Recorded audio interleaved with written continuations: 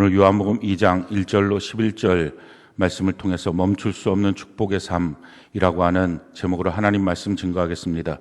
성경으로 해석하는 삶 시리즈 첫 번째 시간입니다. 오늘부터 성경으로 해석하는 삶에 대해서 우리가 말씀을 통해서 좀 살펴보게 되기를 바랍니다. 우리의 삶에 나타나는 현상들을 성경을 통하여 어떻게 이것을 깨닫게 될 것인지 발견을 하고 그 안에서 하나님이 우리를 베푸신 또 계획하신 또 뜻이 무엇인지 또 계획이 무엇인지 그것을 발견하고 그 안에 우리가 그대로 순종함을 통해서 그 뜻이 그 계획이 우리의 삶에 다 이루어지는 은혜의 삶, 복된 삶이 우리 모두에게 넘치기를 바랍니다. 오늘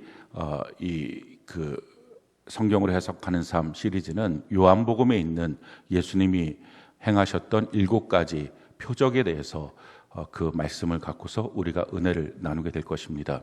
이것을 기적이라고 단어를 쓰지 않고 성경은 특별히 표적이라고 하는 단어를 썼습니다. 이 표적이라는 말은 사인이죠. 그러니까 그 안에 있는 어떤 기적을 베푸셨느냐, 내용보다 더 중요한 것은 거기서 주는 메시지가 뭐냐, 여기에 성경은 지금 주안점을 두고 있다 하는 것입니다. 왜 이런 기적을 베푸셨느냐, 그 메시지가 뭐냐, 성경은 그 목적을 이렇게 우리에게 설명을 합니다. 요한복음 20장 30절 31절 우리 같이 한 목소리 한번 읽어볼까요? 시작. 예수께서 제자들 앞에서 이 책에 기록되지 아니한 다른 표적도 많이 행하셨으나 오직 이것을 기록함은 너희로 예수께서 하나님의 아들 그리스도이심을 믿게 하려 함이요 또 너희로 믿고 그 이름을 힘입어 생명을 얻게 하려 함이니라. 예수님께서 많은 표적을 행하셨는데 그 목적이 무엇이냐면 첫 번째는 예수께서 하나님의 아들 그리스도이심을 믿게 하려는 것이다. 우리에게 베푸는 놀라운 하나님의 기적들의 목적, 하나님이 우리에게 베푸신 은혜의 목적은 예수님이 그리스도시구나, 예수님이 구원자시고 주인이시구나, 또 예수님이 하나님이시구나, 이것을 우리로 믿게 하는 것이 목적입니다. 또 한 가지 목적은 그렇게 믿고 또 너희로 믿고 그 이름을 힘입어 생명을 얻게 하려 함이라. 우리가 영생을 얻어서 생명을 얻어서 영원한 천국을 향하여 들어가는 것, 이게 목적이라는 것입니다. 많은 사람들이 착각하고 있는 것은 하나님이 우리에게 어떤 은혜를 베푸시고 기적을 베푸시면 그것은 이 땅에서 갖고 누리고 살라고 주시는 것인 줄 압니다. 근데 사실은 그것은 다 무의미한 것입니다. 아무리 큰 병에 걸려서 그 병의 나음을 받았다 할지라도 그러고 나서는 죽습니다. 또 아무리 가난하게 되었다 할지라도 망했다 할지라도 거기서 하나님의 부요를 얻다라고 하면 그것이 그냥 계속 가는 게 아니라 결국은 소멸됩니다. 중요한 것은 이런 하나님의 은혜와 복을 받게 되면, 기적을 받게 되면 그것을 통해서 예수님이 누군지, 예수님이 하나님이시구나, 예수님이 전능자시고 예수님이 우리의 주인이시고 구원자가 되시는구나, 이걸 알고 생명을 얻어서 영원한 천국에 들어가는 것, 그것이 아니라면 무의미하다 하는 것입니다. 모든 하나님의 은혜와 기적은 천국을 바라보게 하는 것입니다. 저는 여러분들의 삶 속에서 하나님 앞에 어떤 기도를 드리던 어떤 은혜와 기적을 받던 그것을 통하여 천국을 바라보게 되는 은혜가 넘치길 바랍니다. 우리가 또 한 가지 살펴볼 것은 요한복음 21장 25절 우리 같이 한 목소리 한번 읽어볼까요? 시작. 예수께서 행하신 일이 이 외에도 많으나 만일 낱낱이 기록된다면 이 세상이라도 이 기록된 책을 두기에 부족할 줄 아노라. 지금 성경에 있는 이런 기적들의 내용들 뿐만 아니라 사실은 훨씬 더 많은 내용들이 있다. 그것을 낱낱이 다 기록했으면 이 세상 전체에다가 그 모든 기록들을 담아도 이 땅이 모자랄 것이다 라는 것입니다. 우리는 여기서 참 놀라운 하나님의 은혜와 소망을 발견하게 됩니다. 우리 삶에 너무도 다양한 문제들이 있습니다. 근데 그 모든 다양한 문제에 대해서 주님은 해결책을 갖고 기적을 베풀어 주셨다 하는 것입니다. 과거에 기적과 이적을 베풀어 주신 주님, 우리의 삶 속에도 넉넉히 하실 수 있다라는 것입니다. 그래서 위로가 되고 소망이 됩니다. 여러분들 삶에 허다한 문제들이 있고 각각 다양한 문제들이 있다 할지라도 주님은 그것을 넉넉하게 해결할 수 있는 방법을 갖고 계십니다. 성경은 우리에게 이와 같이 말씀합니다. 시편 139편 17절 같이 한번 한 목소리 읽어볼까요? 시작. 하나님이여 주의 생각이 내게 어찌 그리 보배로우신지요 그 수가 어찌 그리 많은지요. 주님은 참 수가 많으신 분이십니다. 그래서 우리의 삶에 막다른 골목은 없습니다. 지금 여러분들의 인생의 가정 속에 또 개인적으로 삶에 여러 가지 문제가 있다 할지라도 그것은 결코 주님 앞에서는 막다른 골목이 아닙니다. 거기서 하나님 참 놀라운 수가 있습니다. 그 일을 베풀어 주시고 우리로 하여금 예수님이 누군지를 믿고 깨닫게 하시고 영원한 천국을 바라보게 하십니다. 중요한 것은 그 모든 기적에 우리의 관심이 매몰되는 것이 아니라 그걸 통해서 예수님을 믿게 되는 것, 그걸 통해서 영원한 천국을 바라볼 수 있는 이 믿음이 준비되어 있느냐, 이것이 훨씬 더 중요합니다. 그게 없다면 결국 기적은 기적을 맛보고 또 소멸하고, 또 은혜는 은혜를 헛되이 받고 또 소멸하고, 그래서 결국은 인생이 천국도 없는 인생, 구원도 없는 인생으로 전락하고 맙니다. 이 시리즈 말씀을 통해서 우리 마음속에 주님을 발견하고 영원한 천국을 향하여 달려가는 믿음이 굳세어지는 귀한 은혜가 있기를 바랍니다. 하나님의 은혜와 복은 그 은혜와 복을 베푸시는 하나님의 그 뜻, 우리 삶의 하나님의 계획과 뜻은 무엇일까? 여러 가지 삶의 모습이 있지만 그 모든 삶에 대한 하나님의 계획과 뜻, 그것은 멈출 수 없는 축복의 삶, 이것이 아버지 하나님이 우리에게 베푸시는, 하나님의 자녀들에게 베푸시는 하나님의 계획입니다. 우리를 향한 하나님의 뜻입니다. 성경이 우리에게 이와 같이 말씀을 합니다. 시편 16편 8절로 11절 우리 같이 한번 한 목소리 읽어볼까요? 시작. 내가 여호와를 항상 내 앞에 모시며 그가 나의 오른쪽에 계심으로 내가 흔들리지 이러므로 나의 마음이 기쁘고 나의 영도 즐거워하며 내 육체도 안전히 살리니 이는 주께서 내 영혼을 수월에 버리지 아니하시며 주께 거룩한 자를 멸망시키지 않으실 것임이니이다. 주께서 생명의 길을 내게 보이시리니 주의 앞에는 충만한 기쁨이 있고 주의 오른쪽에는 영원한 즐거움이 있나이다. 하나님을 내 앞에 모시는 삶, 이것이 그리스도인의 삶입니다. 무엇을 하든 어떤 일이 있어도 우리의 관심이 하나님이 우리 앞에 모시는 것입니다. 돈에 대한 문제가 있어도 하나님을 앞에 모시는 것, 인간관계 속에 문제가 있어도 하나님을 앞에 모시는 것, 내 삶에 어떤 일들이 있을 때도, 건강에 문제가 있을 때도 하나님을 먼저 앞에 모시는 것, 그렇게 하나님을 앞에 모시면 그러면 제일 처음에 우리의 마음이 기쁘다라고 지금 시편 기자 다윗이 말합니다. 혹시 여러분들의 마음이 지금 불안하거나 두렵거나 또 슬프고 괴로움이 있습니까? 하나님을 앞에 모시기 바라요. 하나님을 앞에 모시면 제일 처음에 없어지는 것, 두려움이 없어져요. 왜 두려움이 생길까요? 하나님이 없어서 그래요. 지금 자기를 인도하시는 하나님을 잃어버린 거예요. 그러니까 하나님을 내 앞에 모시면 인생에 대한 두려움이 없어집니다. 하나님이 계시니까. 또 자기 삶에 있어서 슬픔과 아픔들이 해석이 됩니다. 그러니까 슬픔과 아픔 자체가 없어지는 게 아니라 해석이 되니까 이해가 되고 기쁨이 있습니다. 그러니까 마음이 먼저 기뻐져요. 그리고 거기서 멈추는 게 아니라 거기서 한 걸음 더 나가죠. 멈출 수 없는 하나님의 축복의 삶이에요. 우리의 육신이 안전해져요. 육신의 질병, 마음의 질병들, 그걸 하나님이 치유해 주십니다. 거기서 멈추는 게 아니라 더 나가서 내 영혼을 소생시켜 주십니다. 그래서 내 영혼을 지옥으로 가지 않게 해서 하나님 나를 그렇게 끌어주십니다. 거기서 한 걸음 더 나가서 나의 사는 동안 이 이생의 삶 속에 인생의 살 길을 주님이 열어주십니다. 지금 여러분들은 막다른 골목이 아니에요. 하나님이 그 길을 열어주신다고요. 방법은 뭐예요? 하나님을 우리 인생의 앞에 모시는 것입니다. 거기서 멈추는 게 아니죠. 그 모든 과정 속에 충만한 기쁨 주세요. 아주 기쁨으로 꽉 찬다는 것입니다. 그리고 영원한 기쁨을 주세요. 영원한 천국까지 인도해 주십니다. 그것이 하나님 우리를 향한 뜻입니다. 저는 이 뜻이 저와 여러분들에게, 우리 교회 모든 지체들에게 그대로 이루어지는 이 10월, 11월, 12월이 되는 은혜가 넘치기를 바랍니다. 자, 그렇다면 그와 같은 놀라운 하나님의 뜻, 멈출 수 없는 하나님의 축복의 삶, 그것이 우리에게 어떻게 이루어질 수 있을까요? 하나님은 신실하신 하나님이에요. 신실하다라는 말의 뜻은 약속하시고 그 약속을 반드시 지켜주신다라는 것입니다. 먼저 하나님 약속하세요. 그 약속이 뭐예요? 그게 말씀이에요. 하나님이 내게 주신 말씀을 내가 약속으로 믿는 것입니다. 그럼 믿는 그 사람에게, 그리고 믿고 그대로 하나님의 약속이 이루어지도록 하나님이 주신 방법대로 순종하는 그 사람에게 그것을 다 이루어 주십니다. 성경이 우리에게 이렇게 말씀하죠. 신명기 28장 1절로 9절 우리 같이 한번 한 목소리 한번 읽어볼까요? 시작. 내가 내 하나님 여호와의 말씀을 삼가 듣고 내가 오늘 내게 명령하는 그의 모든 명령을 지켜 행하면 내 하나님 여호와께서 너를 세계 모든 민족 위에 뛰어나게 하실 것이라. 내가 내 하나님 여호와의 말씀을 청종하면 이 모든 복이 내게 임하며 내게 이르리니 성읍에서도 복을 받고 들에서도 복을 받을 것이며 내 몸의 자녀와 내 토지의 소산과 내 짐승의 새끼와 내 소와 양의 새끼가 복을 받을 것이며 내 광주리와 떡반죽 그릇이 복을 받을 것이며 내가 들어와도 복을 받고 나가도 복을 받을 것이니라.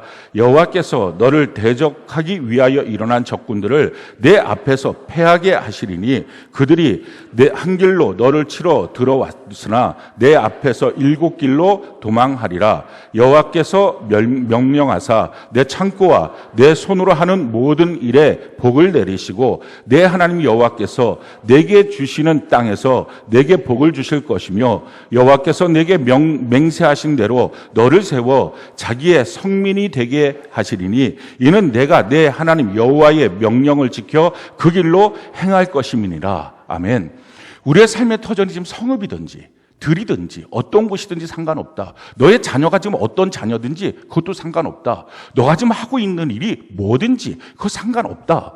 너가 하나님의 말씀을 경청하고 하나님의 말씀을 잘 듣고 그 하나님의 말씀을 내가 약속으로 받고 순종하면, 지켜 행하면 하나님이 거기다 복을 주시겠다라는 것입니다. 이 대표적인 예가 이삭입니다. 이삭은 흉년이 들어서 애굽까지 내려가기 위해서 내려가려고 합니다. 근데 하나님께서 그 아비멜렉 그 땅에서, 블레셋 땅에서 그를 멈춰 세웁니다. 더 내려가지 마. 너가 여기서 멈추면 내가 여기서 너에게 복을 줄 거야. 그러고 나서 창세기 26장에 보니까 이삭이 하나님의 말씀대로 듣고 순종하여 멈춥니다. 자, 그랬더니요, 그 이삭이 그 땅에서 농사를 짓습니다. 당년에 100배의 복을 받습니다. 참 너무 놀라운 복이었어요. 왜냐하면 이삭의 원래 직업이 뭡니까? 목축업입니다. 목축업을 했던 이삭이 그때 농업을 합니다. 알바를 뛴 거예요. 근데 100배의 복입니다. 남의 땅에 와서 좋은 것도 아니었겠죠. 게다가 흉년의 때 하나님이 복을 주시면 너가 어느 땅에 있든지 어떤 직업이든지 어떤 지역에 있든지 뭐 들이든지 성읍이든지 너의 자녀가 어떤 자녀든지 상관없다. 너가 하나님 앞에 제대로 서면. 여러분들 자녀 때문에 속상합니까? 하나님의 말씀은 이거예요. 너가 하나님 앞에 제대로 서면 너 자녀에게도 내가 복을 줄 거야.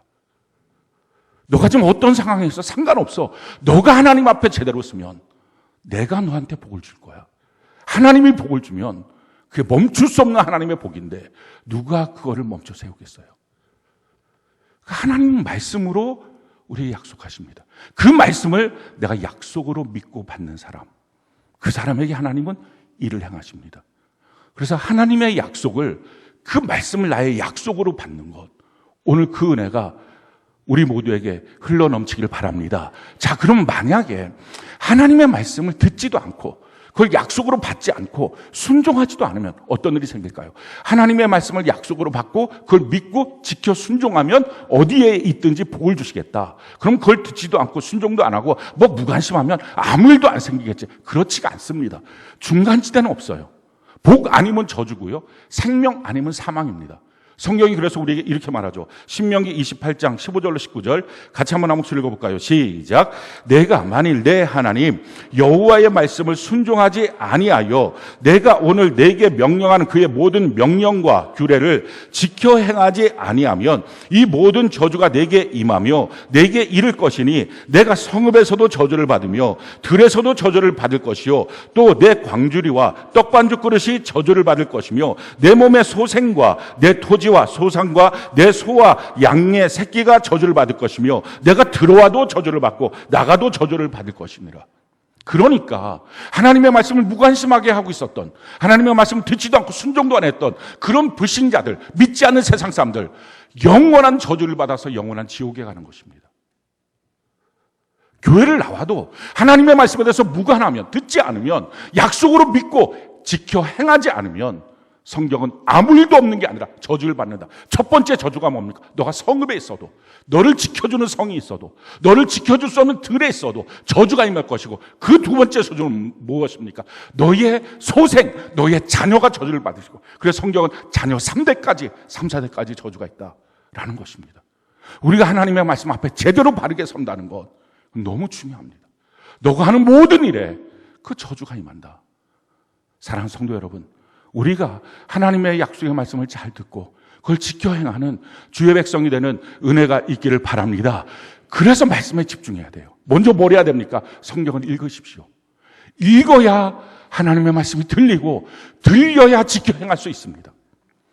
읽지 않으면 들리지가 않고, 들리지 않는 말씀은 지켜 행할 수도 없습니다. 그래서 하나님의 말씀을 잘 읽는 것, 거기서부터 시작입니다. 우리 교회 자랑이 뭡니까? 리딩 바이블, 교회학교 학생들. 어른들은 매일 성경 통독 큐티. 성경 읽는 것. 어느 교회든지 성경 읽으라고 다 말합니다. 그런데 그것을 점검하지도 않고 확인하지도 않습니다. 그러니 자기의 육신의 본성대로 게으름에 들어가니까, 마귀에게 사로잡혔으니까 누가 자기가 원하는 대로 성경을 읽을 수 있겠어요? 그렇지 않습니다. 성경 제대로 읽는 것. 그러나 아무리 좋은 시스템이 있어도 자기가 하지 않으면 아무 소용없습니다. 하나님의 말씀 제대로 읽고, 그래야 들리고요.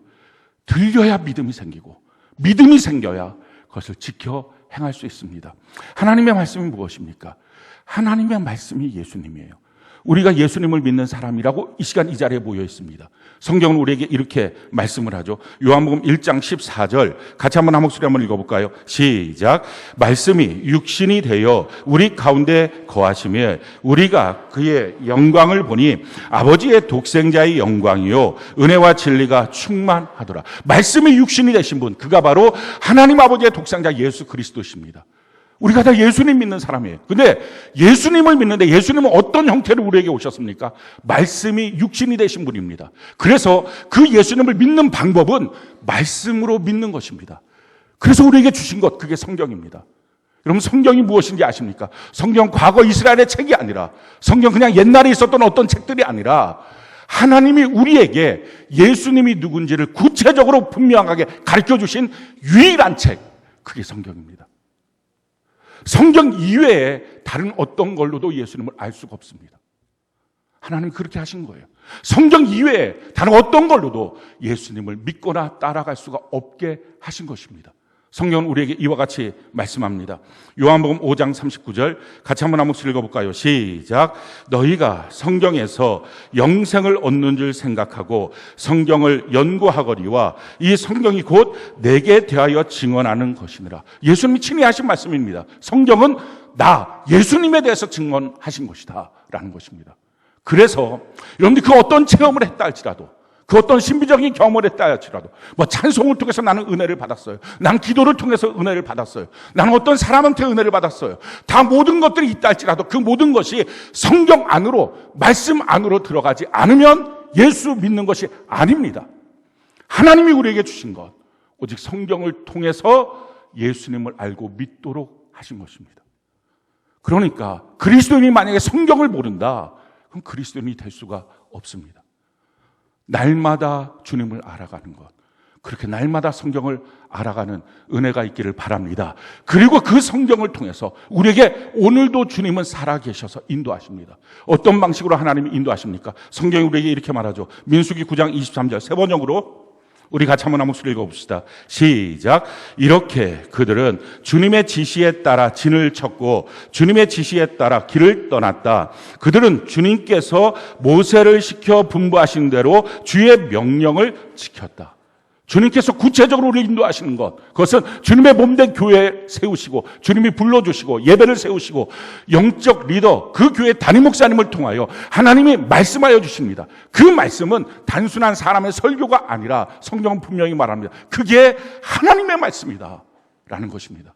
그 하나님의 말씀을 그 주의 명령으로 듣고 그것을 통하여 한 주간을 사는 것입니다. 그렇게 하나님 우리를 인도해 주십니다. 그 약속을 받는 거예요. 이게 우리의 상식과 경험과 감정하고는 맞지가 않습니다. 우리는 그렇게 안 하고 그냥 예수님을 그냥 믿는다고 말하려고 합니다. 많은 교회들이, 많은 성도들이 성경을 읽으라고 말은 하지만 구체적으로 성경을 왜 읽어야 되는지, 안 읽으면 큰일 난다, 안 읽으면 그리스도인이 아니다, 구원이 없다, 천국도 없다, 이렇게 분명하게 말하지 않습니다. 왜 이렇게 분명하게 말할 수 있습니까? 요한복음 12장 48절에 하나님 마지막 날 심판하는 것이 하나님의 말씀이 심판한다. 요한계시록 22장 18절 19절에 하나님의 말씀에 더하거나 빼도 안 된다. 그대로 해야 영원한 천국에 들어간다. 성경을 모르는데 어떻게 그대로 합니까? 그러니까 성경을 모르면 천국도 없고 구원도 없고 아무것도 없는 것입니다. 근데 사람들은 어떻게 해요? 그냥 예수님을 막연히 믿습니다. 그렇게 믿는 예수는 예수가 아니더라도 상관없는 거예요. 부처면 어떻고 공자면 어떻고, 그건 예수 믿는 게 아닙니다. 예수를 믿을 때 어떻게 믿어야 됩니까? 성경대로 믿는 것입니다. 성경대로 믿을 때 또 어떻게 믿어야 됩니까? 강단을 통해서 주께서 우리에게 주신, 영적 리더를 통해서 우리에게 주신 그 말씀을 그대로 믿고 그대로 순종하며 사는 것입니다. 이게 우리 생각과 감정하고는, 나는 내 마음대로 성경을 그냥 읽으면 되잖아요. 읽고서 그냥 내 마음대로 순종하면 되잖아요. 오늘 이 말씀대로 난 살 거야, 나는 저 말씀대로 살 거야, 그렇게 하지 말고 너를 위해서 세운 너의 교회에서, 너를 위해서 세운 영적 리더를 통해서 주시는 그 말씀을, 하나님의 말씀을 듣고 그 말씀대로 살아가야 된다. 광야교회 이스라엘 백성들 200만 명이 애굽에서 나와서 광야교회를 거쳐서 가나안 땅 들어간 것처럼 너희가 그렇게 살아야 된다. 이게 우리 감정하고 안 맞습니다. 그런데 감정하고 안 맞는데 믿음에는 이게 움직이기 시작해요. 왜 그런지 아십니까? 우리의 믿음은 우리에서 나온 것이 아니에요. 성경은 우리에게 이와 같이 말씀을 합니다. 사도행전 3장 16절 같이 한번 목소리 읽어볼까요? 시작.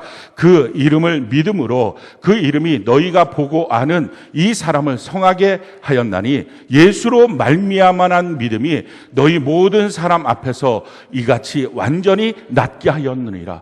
날 때부터 안진뱅이였던 사람, 40살 넘은 사람을 베드로와 요한이 일으켜 세웁니다. 그래서 걷고 뛰고 성전에 들어가게 합니다. 많은 사람들이 그걸 보고 놀랐습니다. 어떻게 이런 일이 생길 수 있을까 하고 놀랐습니다. 그럴 때 설명을 합니다. 예수로 말미암아난 믿음이 이렇게 한 것이다. 우리의 믿음은 뭐라고요? 우리의 믿음은 우리로부터 나온 게 아니라 예수로 말미암아난 믿음, 예수님의 믿음이 내게 온 것이다라는 것입니다. 그래서 우리에게 있는 이 믿음은 우리 거가 아니에요. 우리가 달라요. 에베소서 2장 8절 9절에 이렇게 말씀하죠. 그 은혜에 의하여 믿음으로 말미암아 너희가 구원을 받았으니 이것이 너희에게서 난 것이 아니라 하나님의 선물이다. 행위로서 얻을 수 있는 것이 아니다 라고 말합니다. 하나님의 선물, 뭘로 그것이 연결됩니까? 은혜. 하나님이 내게 베푸신 은혜가 하나님의 선물입니다. 그리고 구원이 하나님의 선물입니다. 또한 믿음이 하나님의 선물입니다. 믿음은 나 같은 게 아닌 거예요. 나의 경험, 나의 상식, 나의 생각, 내가 지금까지 살아왔던 배경, 그런 게 아니라 예수님의 믿음이 내게 들어온 것입니다. 그러니 예수님의 은혜를, 예수님의 말씀을 예수님의 믿음으로 믿으니 완벽한 구원, 흠없는 구원이 돼서 흠없는 영원한 천국에 들어가는 것입니다. 이 믿음은 거듭난 모든 사람한테 하나님이 주시는 것입니다. 그래서 이 사람과 저 사람의 믿음이 다를 수가 없어요. 너랑 나랑 믿음이 다르네? 너는 그렇게 믿는데 나는 이렇게 믿는데, 그럴 수가 없는 거예요. 우리 각자의 삶의 배경에서, 삶의 경험에서, 우리의 형편에서 나온 믿음이라면 그것은 우리의 감정이고 생각이고 느낌인데 그건 믿음이 아니고 하나님이 내게 주신 믿음이기 때문에 나와 너의 믿음의 차이가 없어요. 단지 차이가 있는 것은 성경을 보면 큰 믿음, 작은 믿음, 믿음이 없는 패역한 세대, 이렇게 셋으로 나눠질 뿐입니다. 하나님이 우리에게 믿음을 주셨어요. 근데 그 믿음을 갖고 하나님의 말씀대로 순종하면 점점점 믿음이 커집니다. 큰 믿음이 되죠. 근데 순종하지 않고 그 믿음을 갖고 몇 가지 자기가 원하는 것들만 하면 작은 믿음으로 있습니다. 그런데 아무것도 안 하면 믿음이 상실하고 패역한 세대가 됩니다. 예전 내가 믿음이 있었던 것 같은데 왜 지금 믿음이 없을까요? 아무것도 안 하고 있으니까.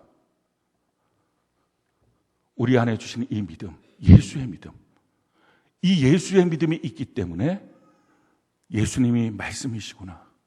그리고 성경이 예수님을 믿는 유일한 하나님이 내게 주신 통로이구나. 교회를 통하여 하나님이 영적 리더를 세우고 영적 리더의 말씀을 통해서 오늘 나를 지시하시구나. 우리가 배운 상식과 전혀 다른 이것이 믿어지는 믿음이 되는 것입니다. 그게 거듭난 사람이에요. 오늘 저는 여러분들 이 믿음을 갖고 믿음으로 순종하는 은혜가 넘치기를 바랍니다. 자, 그렇다면 이렇게 말씀에 집중해야 되는 이 말씀에 오늘 말씀은 무엇입니까? 오늘 말씀은 예수님의 첫 번째 표적입니다. 예수님께서 가나의 혼인잔치에 가셨는데 그 혼인잔치에 포도주가 떨어졌습니다. 그 위기 가운데 예수님이 물을 갖고 포도주를 만드셨던 이 기적, 이 첫 번째 표적이 오늘 말씀의 내용입니다. 이스라엘 사람들은 그 잔치를 혼인잔치를 베푸는데 핵심적인 그 잔치를 지속시키는 힘이 포도주였습니다. 좋은 포도주를 내놓는 것, 그래서 사람들을 기쁘게 하는 것, 이게 핵심적인 거였어요. 이스라엘은 물이 안 좋기 때문에 그냥 물을 먹으면 다 식중독에 걸립니다. 그래서 물을 정화시켜서 포도주로 해서 먹습니다. 근데 그 잔치에 포도주가 없다. 그러니까 잔치에 물이 없다는 것입니다. 뭔가 흥겹게 할 수 있는 것이 아무것도 없다. 그러니 잔치는 중단돼야 될 위기입니다. 우리의 인생 가운데 하나님의 멈출 수 없는 복이 임해야 되는데, 멈출 수 없는 은혜와 기쁨과 사랑이 임해야 되는데, 우리 가정에, 우리 자녀에게. 근데 그걸 멈추게 만드는 가장 근원적인 포도주가 없는 일, 이게 생겼다는 것입니다. 여러분들 가정에는 하나님의 복이 지속될 수 있는 것이 계속 있습니까? 그 본질이 계속 있습니까?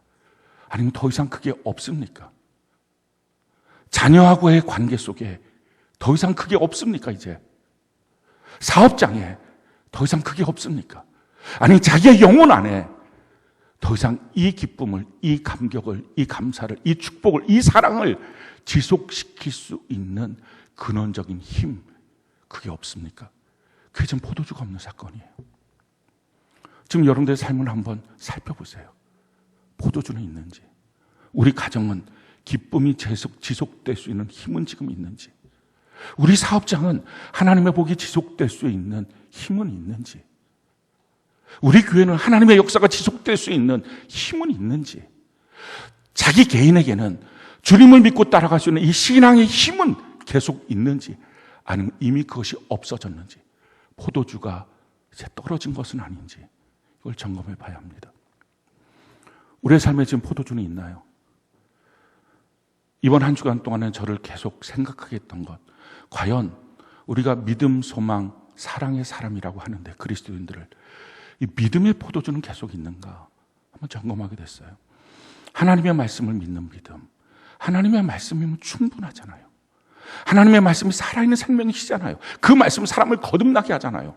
사람이 사람을 바꿀 수가 없고 말씀이 사람을 변화시키는데, 말씀이 그 사람을 거듭나게 하는데, 과연 나는 이 말씀에 대한 분명한 믿음, 이 믿음의 포도주는 계속 있는가? 그리고 그것을 전달할 수 있는 바른 지식, 전달력, 그 용기는 내게 있는가? 여러분들은 어떻습니까? 소망의 포도주는 있는가? 어떤 분들은 그렇게 말합니다.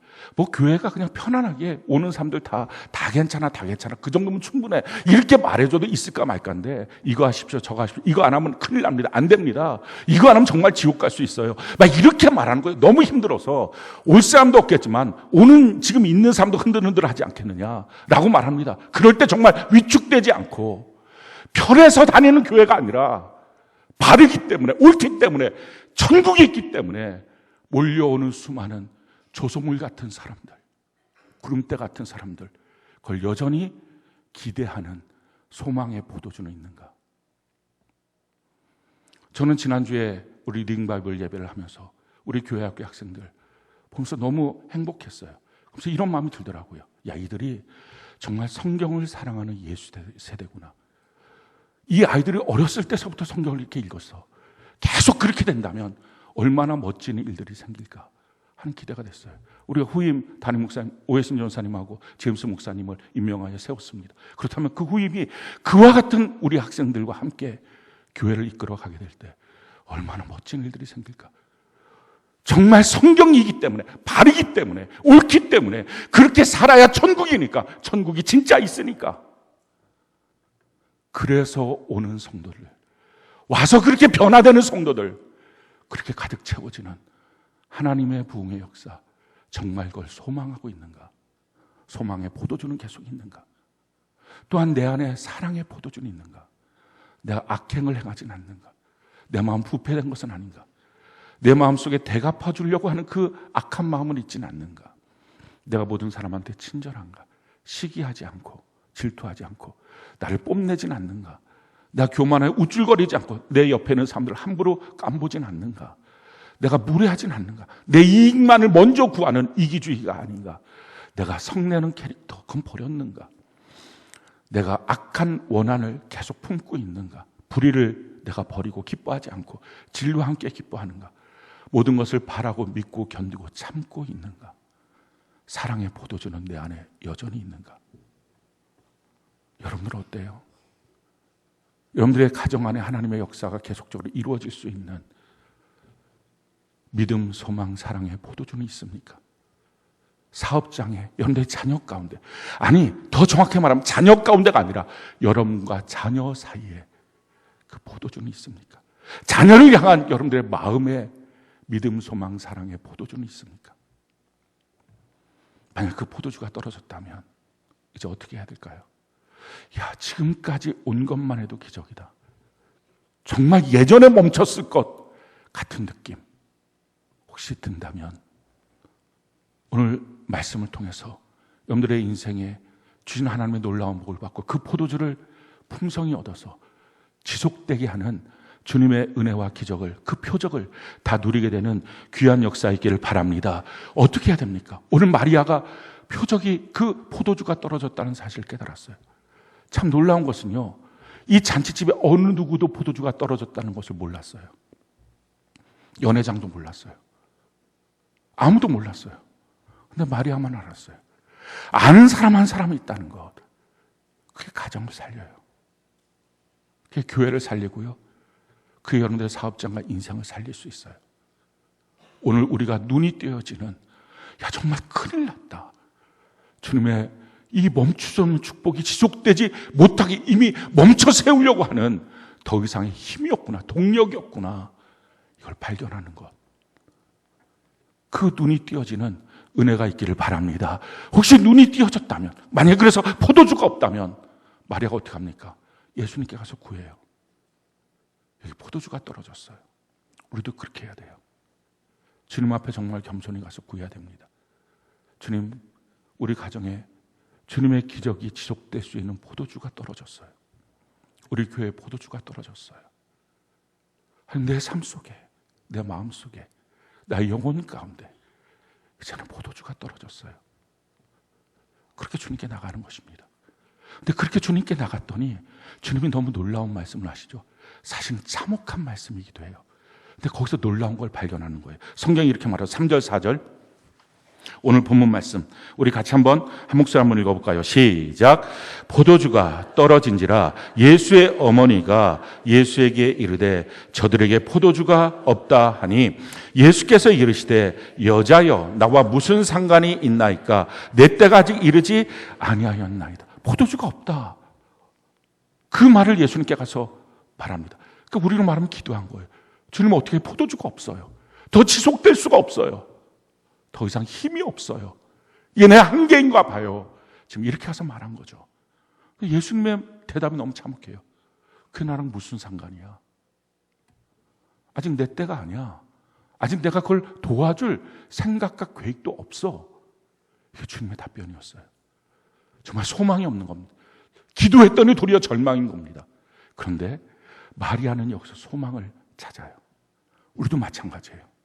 우리의 기도가 정말 맹물 같고 우리의 기도가 하나님의 전에 상달되지 못하는 것 같은 기도라 할지라도 거기서 하나님이 우리에게 주시는 그 소망의 단초를 발견하는 거예요. 그 소망의 단초가 뭡니까? 예수님이 이렇게 말하죠. 여자여 이렇게 말해요. 이 여자여라고 하는 단어는 아람어로 퀴나이라는 뜻입니다. 이거는 최극존칭이에요. 예수님이 마리아, 자기 어머니 마리아 향해서 여자여라고 말한 게 딱 2번 나옵니다. 한 번은 바로 여기서 나왔고요. 또 한 번은 예수님 십자가에 못 박혀 죽으실 때 그 요한을 앞에다 놓고 예수님 앞, 그 어머니 앞에 여자여, 당신 아들입니다. 요한아, 너 어머니다. 이렇게 말해주는 사건 딱 2번 나오는 거예요. 근데 여기서의 퀴나이, 극존칭이긴 하지만 가정에서 아들이 어머니에게 쓰는 단어가 아니에요. 쉽게 말하면 마여사 이런 거, 마리아 여사 나랑 무슨 상관이 있어? 지금 이런 거. 사람들이 가끔 집에서 자기 어머니한테 뭐 오여사, 김여사 이렇게 말하면서 농담 삼아 하지만 그게 진심이거든요. 예수님은 마여사, 마리아 여사 그게 나랑 무슨 상관이 있어? 내 때 아니야. 지금 이렇게 말한 겁니다. 절망이잖아요. 야, 그리고 너가 내 아들인데 아직까지는 그래도 너가 어떻게 나한테 여사라고 말해? 어머니 이것도 아니고. 근데 마리아는요, 이 서글픈 단어에서 소망을 얻어요. 아, 가정 안에서 어머니라고 부르면 아직 예수님은 가정 안에 있는 예수예요. 근데 지금 자기 예수님 향해서 뭐라고 말합니까? 여자요. 지금 이 말은 뭡니까? 예수님의 공생애의 분기점에 서 있다는 것입니다. 그걸 깨달은 거예요. 지금 예수님이 일하시는 공생애, 아직 내 때 아니야 라고 말했지만 사실은 지금이 예수님의 공생애의 시작이구나. 그래서 나오자마자 뭐라고 말합니까? 하인들에게 주님이 시키는 대로 뭐든지 하라. 그대로 행하라. 라고 말해요. 어쩌면 우리의 마음속에 서글픔일 수 있어요. 상처일 수 있어요. 근데 그 서글픔 상처의 그 말이 이게 소망이구나. 이게 주님이 일할 수 있는 거구나 하는 것을 발견하는 거예요. 동일한 사건들도 있었어요. 자기 딸이 귀신 들렸어요. 가나안 여인이 예수님께 찾아와요. 예수여, 내 딸을 고쳐주세요.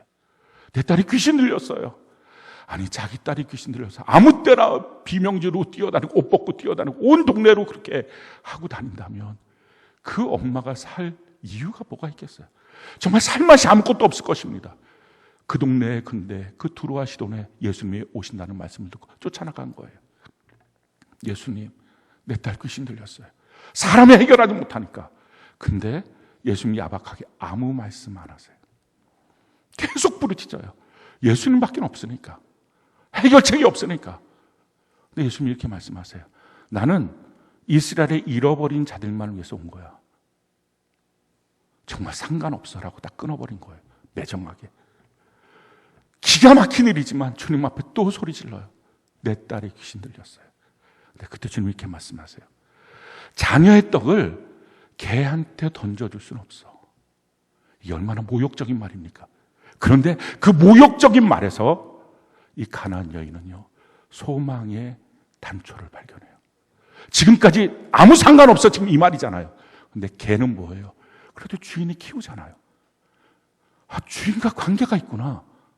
그 서글픈 말에 그러고 나서 주님 발 앞에 뛰어와서 엎드려요. 그리고 이렇게 말하는 거예요. 올소이다 주님, 내가 바로 개입니다. 그런데 개도 주인상에서 떨어지는 그 음식은 먹잖아요. 그 부스러기라도 주님 주세요. 주님의 부스러기라면 내 딸 귀신 떠나갑니다. 그때 예수님 말씀합니다. 여자야, 내 믿음이 크도다. 우리는 어떤 말을 들으면 그 말이 상처된다고 팽개치고 포기하고, 그 말이 내 가슴을 이렇게 아프고 내 자존심을 이렇게 상하게 한다고 거기에만 집중합니까? 나를 이렇게 속상하게 하냐 거기에만 집중합니까? 그게 아니라 그 안에서 하나님이 내게 베푸시는 소망의 단초를 발견하는 거예요. 주님이 뜻이 있다고요. 우리 마음속에 상한 마음, 슬픈 마음 있습니까? 지난 한 주간, 아니 그 이미 전부터 마음속에 한 맺히고 고통스러운 게 있습니까? 한나가 그랬어요. 한나는 자녀가 없어요. 남편의 사랑은 있었지만 자녀는 없어요. 남편이 첩을 얻었어요. 분인나라고 하는 첩을 얻었어요. 근데 첩은 자녀를 많이 낳아요. 근데 분인나가 계속 한나한테 이렇게 말해요. 아들도 못 낳는 게 무슨 본부인이라고 그 자리에서. 너 꺼져. 너무 속상하고 힘들게 하는 거예요. 성전에 올라가서 한나가 무엇을 합니까? 기도를 해요. 하나님 앞에. 이렇게 기도를 합니다. 성경이 이와 같이 말합니다. 사무엘상 1장 6절, 10절, 11절 우리 같이 한번 읽어볼까요? 시작. 여호와께서 그에게 임신하지 못하게 하심으로 그의 적수인 분인나가 그를 심히 격분하게 하여 괴롭게 하더라. 한나가 마음이 괴로워서 여호와께 기도하고 통곡하며 서원하여 이르되 만군의 여호와여 만일 주의 나를 기억하사 주의 여종을 잊지 아니하시고 주의 여종에게 아들을 주시면 내가 그의 평생에 그를 여호와께 드리고 삭도를 그의 머리에 대지 아니하겠나이다. 지금 자신이 한 맺혀 있는 그 마음을 갖고 주님께 나갑니다. 사랑하는 성도 여러분, 지금 여러분들의 가슴 아프고 상처받고 통곡하고 한 맺힌 것, 어떻게 내 자녀가 이래? 어떻게 우리 사업장에 이런 일이 있어? 우리 가정에 왜 이래? 어떻게 내 마음은 이 모양이야? 어떻게 이럴 수 있어? 라고 말하는 모든 것들을 갖고 한나처럼 하나님께 나가는 거예요. 구하는 거예요. 뭐라고 구해요? 포도주가 떨어졌어요. 주님, 내게 아들이 없어서 난 이래요. 사실은 그게 정답인지 아닌지 모르지만 자기가 느끼는 그대로를 갖고 하나님께 나가는 것입니다. 그러면서 이렇게 말하죠. 아들을 주시면 내가 그 아들을 평생의 삭도를 머리에 대지 않고 주님께 드리겠습니다. 내가 그를 주관하지 않겠습니다. 주님 것입니다. 어쩜 지금 그 시대 이스라엘 향한 하나님의 마음과 맞았을 수 있어요. 하나님은 쓸 수 있는 한 사람이 없는 거예요. 시대는 엘리 제사장 시대, 말씀이 희귀한 시대, 말씀을 듣지 못하는 그 시대, 누구라도 하나님 앞에 쓸 수 있는 한 사람, 하나님 너무 찾고 싶은 거죠. 하나님이 주십니다. 그리고 한나가 사무엘의 이름을 짓죠. 너 이름 사무엘이야. 사무엘이라는 이름의 뜻은요, 하나님의 말씀을 듣다, 이거예요. 그게 하나님의 소원이었어요. 엘리라고 하는 제사장이 있었지만 말씀을 듣지 못하는 영적인 둔감한 그 시대에 하나님의 말씀을 들을 수 있는 한 사람. 한나의 눈물의 기도, 그 상처 속에 있는 기도, 그게 하나님과 연결되는 것입니다. 성경은 우리에게 이렇게 말하고 있어요. 시편 51편 17절 같이 한번 한 목소리 읽어볼까요? 시작. 하나님께서 구하시는 제사는 상한 심령이라 하나님이여 상하고 통회하는 마음을 주께서 멸시하지 아니하시겠나이다. 그래서 여러분들의 슬픔을, 그래서 여러분들이 들었던 어떤 상처의 말들을, 그래서 여러분들이 보고 있는 통곡할 만한 상황을 아무것도 아닌 양 덮어놓지 마세요. 우리 그게 너무 익숙한 거예요. 표현하지 않고 덮어놓고 무슨 일 없어요. 아무 일 없어요. 그리고 자꾸 마음 관리만 해요. 마음이 지금 왜 이래? 이런 나쁜 마음 버리고 이거 버리고 이거 버리고. 근데 그 마음 버리고 마음 관리하는 거 좋습니다. 그런데 그 전에 뭘 해야 돼요? 그 마음을 통째로 갖고 한나처럼 하나님께 나가서 울며 통곡하며, 하나님, 포도주가 없어요. 자녀가 없어요. 너무 아파요. 너무 괴로워요. 그 말이 너무 상처가 돼요. 그리고 하나님께 나갈 때 하나님이 말씀하실 거예요. 내가 너한테 길을 줄 거야. 내가 너한테 해결책을 줄 거야. 우리의 상처는 상처가 아니고 기도의 제목이에요. 하나님이 말씀합니다. 하나님이 구하시는 제사, 상한 심령이다. 오늘 그 상한 심령을 갖고 우리가 하나님께 나가는 귀한 은혜가 있기를 바랍니다. 두 번째 필요한 게 뭡니까? 순종이에요. 그러고 나서 마리아가 주님께 갔다 와서 어떻게 보면 상처받을 말을 들은 거죠. 여자요, 나랑 무슨 상관 있어요? 그런데 그 말에 소망을 발견하고 이것이 하나님의 응답이다 발견하고 그 다음에 나와서 무엇을 합니까? 5절 우리 같이 한번 한 목소리 한번 읽어볼까요? 요한복음 2장 5절 같이 한 목소리 시작. 그의 어머니가 하인들에게 이르되 너희에게 무슨 말씀을 하시든지 그대로 하라 하니라. 순종은 타협이 아니에요. 저는 이만큼 할 때니까 이렇게 해주세요. 그거 아니에요. 순종은 협의도 아니고요. 상의하는 것도 아니에요. 순종은 설득하고 설명하고 이해시키는 게 아니에요. 그대로 하는 거예요. 그대로 하는 거. 주님 말씀하셨을 때. 근데 얼마나 어처구니 없는 명령을 하세요. 옆에 결례 항아리 6개 있어요. 거기에 맹물 채우래요. 아구까지 채웠어요. 근데 그거 떠갖고 연회장 갖다 주래요. 갖다 줬어요. 그랬더니 연회장 이런 좋은 포도주가 어딨냐. 주님 일하시면 정말 말도 안 되는 순종이었는데 맹물 같은 순종인데 하나님의 기적, 표적을 보게 될 줄로 믿습니다. 그래서 우리에게 필요한 게 뭐예요? 말씀 그대로 하라. 변형시키지 마세요.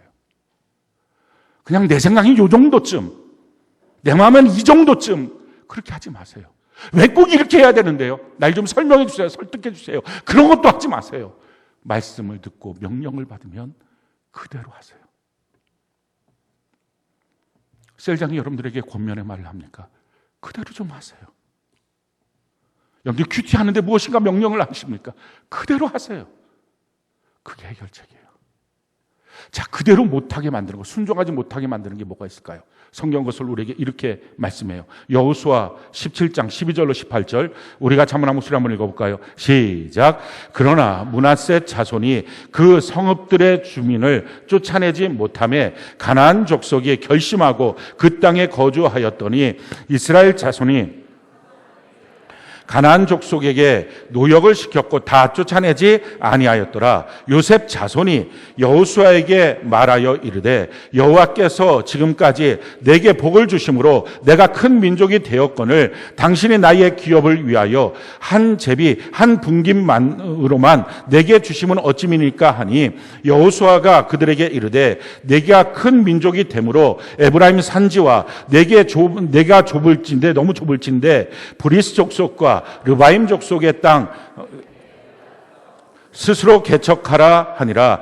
요셉 자손이 이르되 그 산지는 우리에게 넉넉하지도 못하고 골짜기 땅에 거주하는 모든 가나안 족속에게는 벳스안과 그 마을들에 거주하는 자이든지 이스라엘 골짜기에 거주하는 자이든지 다 철병거가 있나이다 하니 여호수아가 다시 요셉의 족속 곧 에브라임과 므낫셋에게 말하여 이르되 너는 큰 민족이요 큰 권능이 있은즉 한 분깃만 가진 것이 아니라 그 산지도 내 것이 되리니 비록 살림이라도 내가 개척하라 그 끝까지 내 것이 되리라. 가나안 족속이 비록 철병거를 가졌고 강할지라도 내가 능히 그를 쫓아내리라 하였더라. 지금 뭐라고 말합니까? 이 므낫셋 또 에브라임 이 지파는 이렇게 말해요.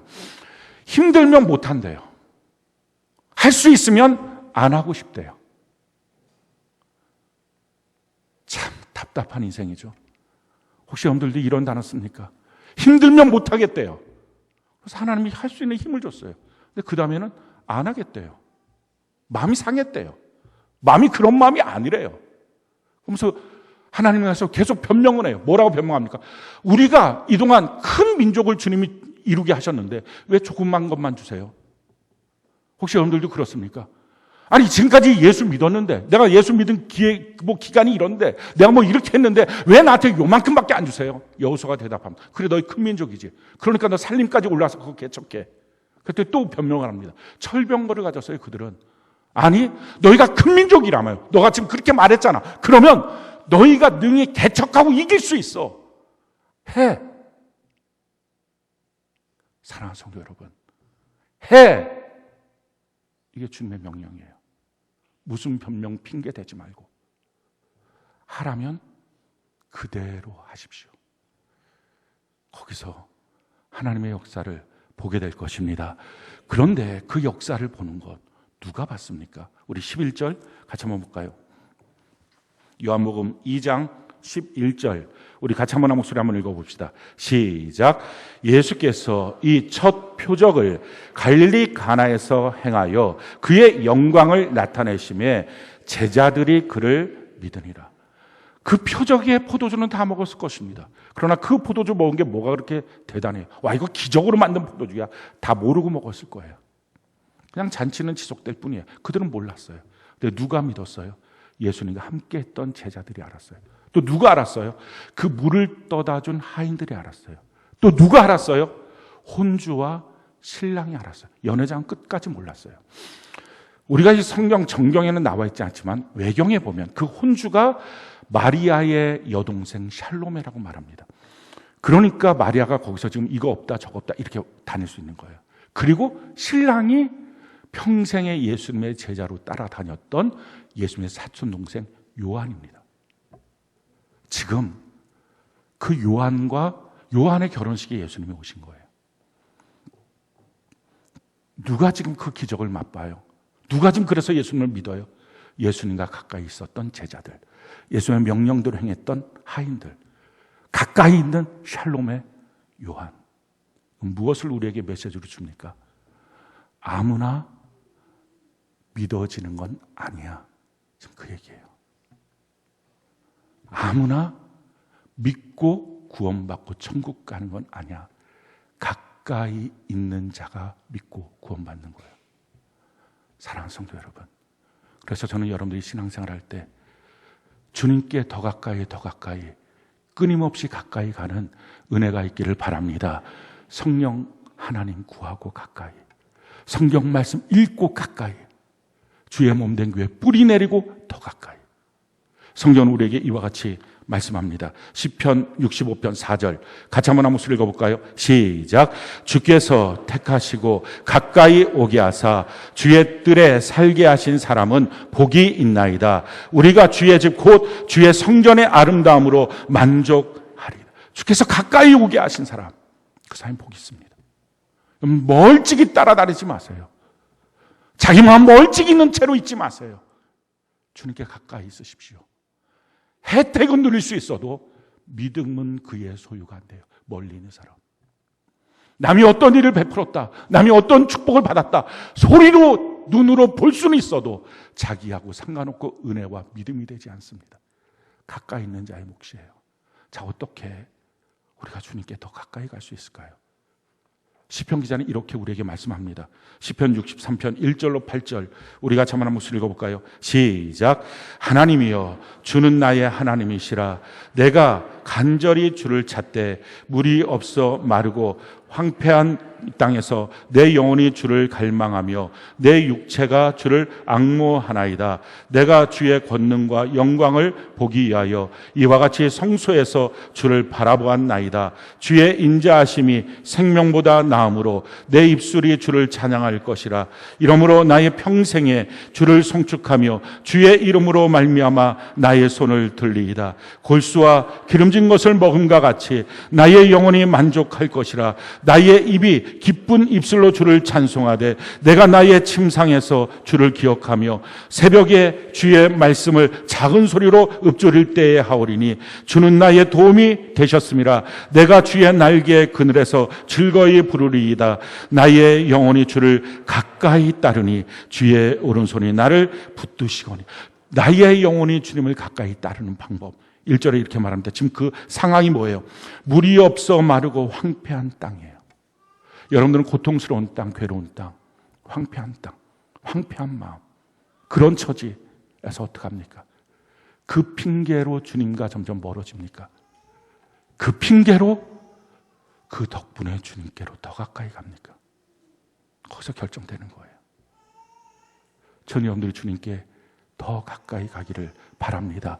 더 가까이 어떻게 그가 갔어요? 이렇게 말한 거죠. 내가 주의 권능과 영광을 보기 위하여 이와 같이 성소에서 주를 바라보았나이다. 마음 상하고 힘들 때 더 가까이 가서 주님의 성소로 나왔습니다. 그리고 주의 영광을 보기를 원해요. 주의 권능을 보기 원해요. 그러면서 그가 이렇게 합니다. 주의 인자하심이 생명보다 나음으로 내 입술이 주님을 찬양합니다. 주님은 내게 인자를 베푸시면 내 생명보다 더 귀합니다. 그래서 내가 주님 찬양합니다. 오늘 우리가 찬양할 때 그냥 노래를 부르지 말고 주님 앞에 이 마음이 있었으면 좋겠어요. 주님, 내가 주님을 찬양하는 것은 주님의 인자하심이 내 생명보다 더 귀한 것입니다. 이 고백이요. 그러고 난 다음에 또 이렇게 말하죠.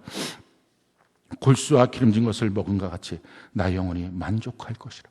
내가 주님의 말씀으로 기름진 것을 먹은 것보다 더 윤택하게 내가 만족합니다. 주님을 찬양하고 주의 말씀으로 만족합니다. 그러면서 이렇게 말하죠. 6절에 보니까 나의 침상에서 주를 기억하며. 여러분들이 잘 때 침상에서 주님 앞에 다시 기도를 시작하세요. 기도 시간을 다시 가지세요. 간절하게 기도하십시오. 그리고 아침에 일어나서 주님의 말씀을 읊조리십시오. 규태하십시오. 눈을 뜨자마자 규태하십시오. 지금 그래서 그가 뭐라고 말합니까? 주님이 나의 도움이 되셨습니다. 나의 영혼이 이런 방식을 통하여 주를 가까이 따르니 주의 오른손이 나를 붙드십니다. 사랑하는 성도 여러분, 신앙생활하면서 주님이 날 붙들어 주시는 그 경험, 그 기쁨, 그 은혜, 그래서 세상이 두렵지 않는 그 만족, 우리 모두가 다 누리는 귀한 역사가 있기를 예수님 이름으로 축원합니다.